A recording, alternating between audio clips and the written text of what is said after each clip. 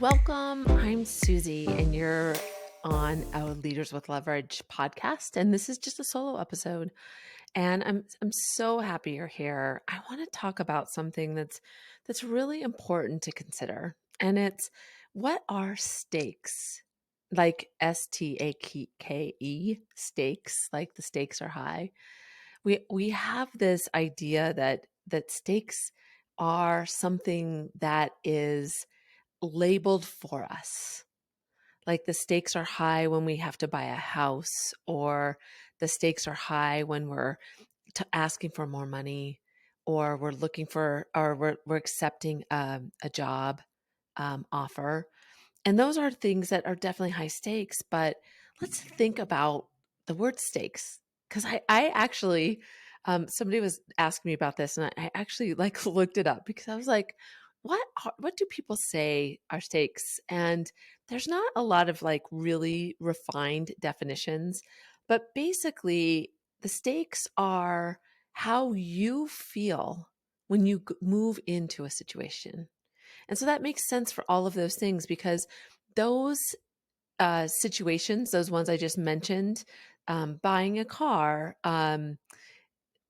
getting a job offer, asking for more money, those are high stakes for the majority of us because it makes us uncomfortable. It makes us nervous. And so the stakes are high when what we're walking into creates this anxiety for us in any way at all. And so that's something to consider. It's also if there's something at the end that's really critical. So there's your stakes can feel really high if you've been out of work and you're feeling really strapped because of just not having funds coming in and you have monthly bills. And so the stakes could be high if there's only one job offer on the table. So all the conditions that go into creating this stressful situation are the stakes. And the reason I wanted to talk about this is because I had an aha moment about this. And that's why, because I thought, what a great mindset.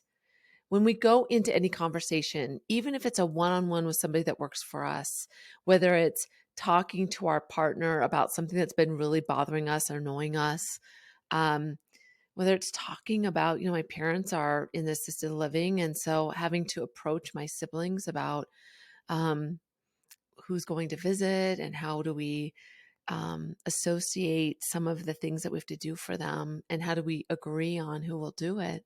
That can feel really high stakes sometimes because it's my parents. It's something that I really care about deeply.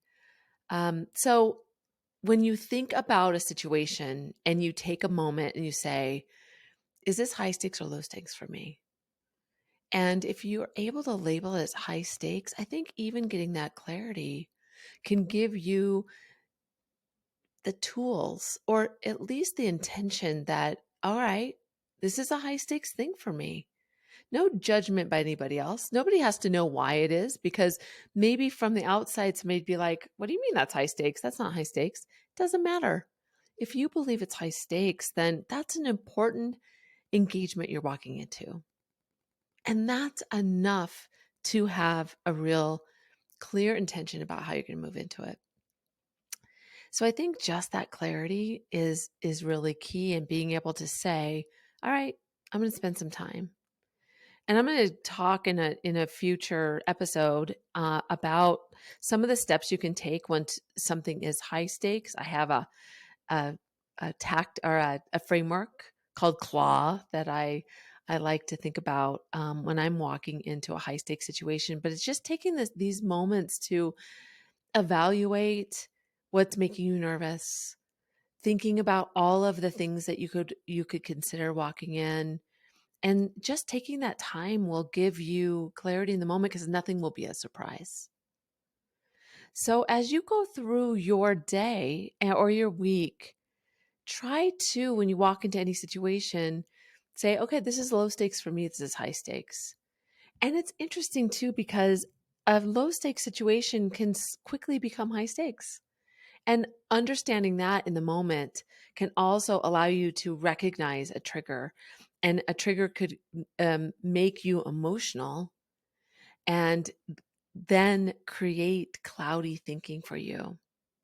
So, an example that I think about is if you go to a one-on-one with one of your direct reports and it's just kind of like same old, I do this every week, and you think, oh, low stakes.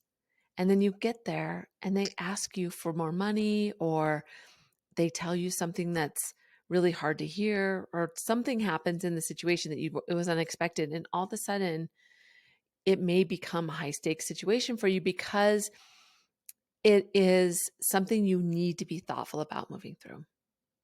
I hope that makes sense. I think it's a nice tool to use and to think about.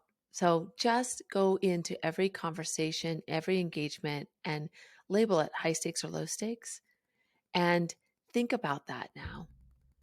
I'd love to hear from you. Wouldn't that be super fun for me to know how this kind of plays out for you? Is it helpful? Did it make you, what did it do for you? Did it allow you to some dwell time to consider how you're going to move through? I'm sure you'll have breakthroughs that you can share with me, and I'd love, love, love to hear them. Thank you so much. I just wanted to pop in and give you that kind of little snippet of just a perspective that I've been really considering recently. And I thought, boy, if more people could think like this, I think that it would just put us in the right frame of mind. And in fact, it brings me back to, and maybe this is the genesis of this idea. Maybe it's funny for me that things marinate over weeks and all of a sudden I feel like, aha, this just came to me, but it was probably boiling inside. I went to Harvard for a negotiation course. It's probably been 2 months now. And they talked about when you consider the interests of the other party, your ability to move toward success in any engagement is measurably increased just by taking the time thinking about the interests of the other party. So that's why I think there's a huge impact. There's a correlation here. If you take the time, if you identify this is important to me, then you're going to walk through it with more intention. Thanks for being here. I so appreciate you. This has been so fun to see kind of whose ear I'm in. So I'd love to hear from you. I'm on LinkedIn. Send me your question. I need topics to talk about. I'm always loving hearing from people. So let me know how this works out for you. Feel free to subscribe so you always get the newest one. I try to keep these pretty short so you can just pop in and out with me. And thank you. I appreciate you. And I hope that you will go today and negotiate and advocate for yourself.